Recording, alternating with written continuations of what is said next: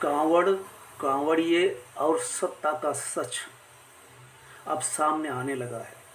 कांवड़िए वर्षों से कांवड़ ले जा करके सड़क मार्ग से गुजरते थे, लेकिन दिनों दिन जब से बीजेपी सत्ता में आती है, गोदी मीडिया कब्जे में आता है, उसके बाद से कांवड़ को सत्ता का संरक्षण यानी सरकार का संरक्षण मिलता है कि अगर वो सड़क पर उत्पात करे, उद्दंड मचाए, हिंसा करे, किसी को पीट दे। एक सैनिक की पिटाई कर दी, पुलिस ने उन्हें गिरफ्तार किया और 30 मिनट के अंदर उनकी जमानत ले ली जाती है और उनको छोड़ दिया जाता है। क्या कारण है कि कांवड़िए हो या कोई भी, अगर कोई अपराध करता है तो कानून उस पर लागू होगा। लेकिन अब ऐसा नहीं होता। भीड़ अपने हाथ में कानून ले सकती है अगर सत्ता का संरक्षण है। अगर सत्ता का संरक्षण है तो बीजेपी वॉशिंग मशीन का काम करती है। कोई भी नेता वहाँ आ गया, साफ सुथरा हो जाता है। ये सबको पता चल चुका है। इसे लोकतंत्र कहेंगे या लोकतंत्र का मजाक। कांवड़िए सड़क से गुजरते हैं, लेकिन उनके हौसले इतने बुलंद क्यों कर है? इसका मतलब ये कि कांवड़ियों में वो आस्था जो होनी चाहिए नहीं है। अगर ये धार्मिक कृत्य है तो वो व्यक्ति जो धार्मिक है दूसरों पे हिंसा, अत्याचार, उत्पात, उद्दंड कभी नहीं कर सकता। लेकिन ये कांवड़िए ऐसा कर रहे हैं। करने के पीछे मंशा क्या है, सोच क्या है? सिर्फ वोट की राजनीति। हर वक्त वोट हमें कैसे मिलेगा? धर्म, नो, धर्म इसे नहीं कर सकते। गलत प्रचार किया जा रहा है। धर्म का मतलब क्या है, धर्म की ऊंचाई क्या है, गहराई क्या है, इसमें कहीं नहीं आती। सिर्फ उस झंडा उठा लेने से, जो आपके कार्यकर्ता है उसके मुंह में, उनके मुंह से केवल धर्म का नारा लगा देने से धर्म नहीं हो जाता। ज्ञान का दीप बुझाकर तुम कांवड़ जरूर उठाना। एक कवयित्री गाती है, ज्ञान का दीप बुझाकर तुम कांवड़ जरूर उठाना। इन कविता की पंक्तियों पर हम आएंगे। इसके पहले रजनीश गंगवार की वो कविता बड़ी मशहूर हो गई।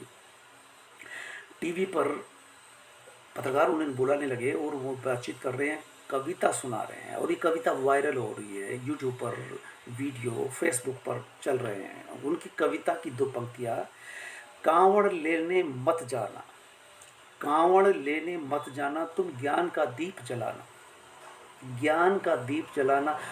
और ये बात जब टीवी पत्रकार से वो कह रहे थे तो टीवी पत्रकार ने कहा कि आप अपनी वो कविता सुनाइए। तो उन्होंने कहा कि कितनी सुनाऊं, पूरी या आधी? वो बोला कि पूरी सुनाइए। मैं भी सुनने लगा।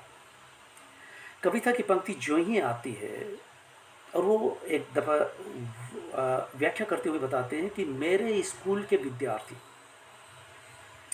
2-4 दिन से जब स्कूल नहीं आते, 10-5 दिन बाद जब लौट के आते हैं तो मैं पूछता हूँ कि इतने दिन कहाँ रहे? तो कहते सर कांवड़ लेकर के गए थे।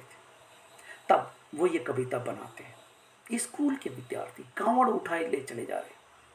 और ऐसे में उस मीडिया पत्रकार ने सवाल किया कि आपने कहा कि गंगा जल लेकर के कांवड़ महादेव जी पर चढ़ाते हैं, आपने कहा कि कांवड़ मत उठाना, आप आस्था पर सवाल उठा रहे हैं, क्या आप माफ़ी मांगेंगे? मैं दंग रह गया सुन करके। वो पत्रकार कम से कम स्कूल पास करके, कॉलेज पास करके पत्रकारिता करने के लिए बैठा है और इस तरह का सवाल कर रहा है। गंगवार चुप रहे। उन्होंने कहा मैंने ऐसा नहीं कहा, माफ़ी मांगेंगे। मैंने वो टीवी तब तक बंद कर दिया। आखिर गंगवार शिक्षा की बात कर रहे हैं, विद्यार्थियों से पढ़ने की बात कर रहे हैं, और वो कह रहा है कि आप आस्था पर सवाल उठाएं। कौन सी आस्था? क्या उस पत्रकार के बच्चे कांवड़ उठाते हैं? क्या वो पत्रकार कभी कांवड़ में गया है? क्या नेता के बच्चे कांवड़ में गए? इसका जवाब आता है नहीं। लेकिन जो अनपढ़, दलित, आदिवासी, ओबीसी, पिछड़े हैं वो कांवड़ उठा रहे हैं। और कुछ आस्था से जुड़े हुए लोग परिक्रमा करते हैं, मथुरा जा कर के, वृंदावन जा कर के, वो सदियों से कर रहे हैं और इसी तरह से कांवड़ उठाने वाले कांवड़ उठा रहे हैं। लेकिन जब से सरकार द्वारा प्रायोजित कांवड़ उठाने, कांवड़ियों को सत्ता का संरक्षण देने, पुलिस प्रोटेक्शन देने, इसके बाद गुंडई तत्व इनके बीच में घुसे और जब भी उनको ऐसा अवसर मिलता है वो उत्पात मचाते हैं।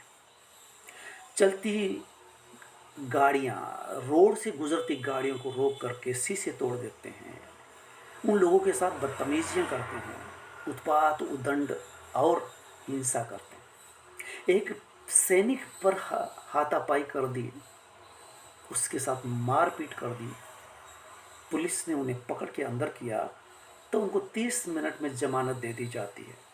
ये सत्ता का चेहरा है।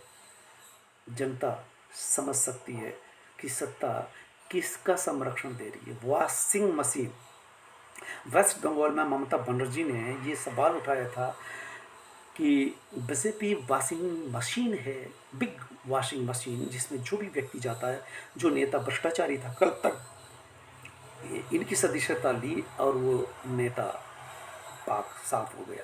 अब उस पर कोई मुकदमे नहीं, ईडी सीबीआई पीछे लगती है जब तक कि वो पार्टी की सदस्यता ना ले। तो इस तरह से हम समझ सकते हैं कि कांवड़ उठाने या सत्ता यही चाहती है कि लोग अनपढ़ रहे, स्कूल न जाएं, कांवड़ उठाते रहें, कांवड़ लौटते रहें और इससे मैसेज जाता रहे कि सरकार हिंदू संरक्षित है, हिंदू का संरक्षण कर रही है। इस तरह से ये केवल उन लोगों को बरगलाया जा सकता है जो नितांत अनपढ़ पिछड़े हैं। आस्था का सवाल भी उनके लिए कहा जाता है। जब वो शिक्षा लेगा, सही अर्थ में पुस्तकें पढ़ेगा, न कि फर्जी डिग्री लेकर के, किसी तरह से डिग्री प्राप्त करके वो कहलाए को बीए एमए कर लिया, उनकी बात नहीं कर रहा। जो सही अर्थ में पढ़ रहे हैं, पुस्तकें पढ़ रहे हैं, वो समझ जाते हैं एक दिन कि उन्हें क्या करना, तार्किक होना है या आस्था। सवाल ही नहीं उठता, जो पढ़ा लिखा होगा इनकी बात में आ जाएगा। इसलिए टीवी पर गोदी मीडिया पत्रकार बड़े आसानी से कह देता है कि आस्था पर आपने चोट की है। गंगवार से कहा जाता है कि आप माफ़ी मांगेंगे। इतने खुले आप, ये जो साहस कांवड़ियों का या गोदी मीडिया का है, इसके पीछे भी सत्ता का हाथ होता है। वरना क्या कारण है कि अजीत अंजुम पर पुलिस रिपोर्ट कर दी जाती है, गंगवार पुलिस रिपोर्ट हो जाती है। कोई भी सवाल करे, जेन्युइन सवाल करे, मुद्दे पर बात करे तो उससे सवाल कर दिया जाता है। क्या सवाल उठता है कि सड़क पर उत्पात करना, उद्दंड मचाना, हिंसा करना, ये सही है? ये कांवड़ियों का काम है? कांवड़ उठाने का काम नेता या अधिकारी या गोदी मीडिया के बच्चे पत्रकार उठाते हैं क्या? ये आस्था की बात उठाने वाले इतनी सफाई से आंखों में धूल झोंके जा रहे हैं, उन्हें शर्म नहीं आती कि पत्रकारिता क्या कहती है। सही अर्थ में चौथा खम्भा मीडिया कहलाता है और गोदी मीडिया सिर्फ सत्ता का चाटुकार होकर के रह गया है। इलेक्शन कमिश्नर इस वक्त बिहार में जो कर रहा है वो सबको पता चल रहा है और ये सड़क पर गुंडई मचाने में लगे।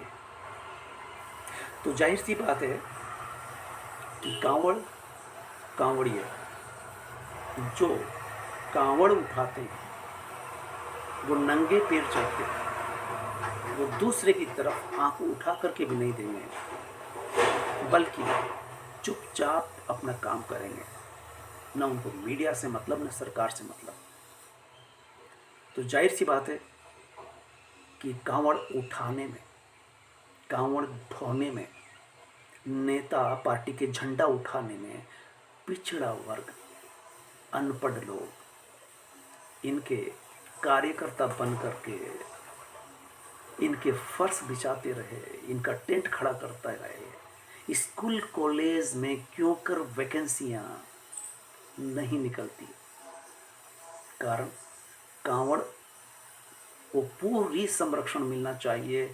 ये किस तरह का संरक्षण दे रहे हैं कि वो गलती करे, वो उद्दंडता दें, वो कांवड़िए तो नहीं कर सकते। सही अर्थ में आस्थावान होगा, वो सरकार की तरफ नहीं देखेगा, वो चुपचाप अपना कृत्य करेगा।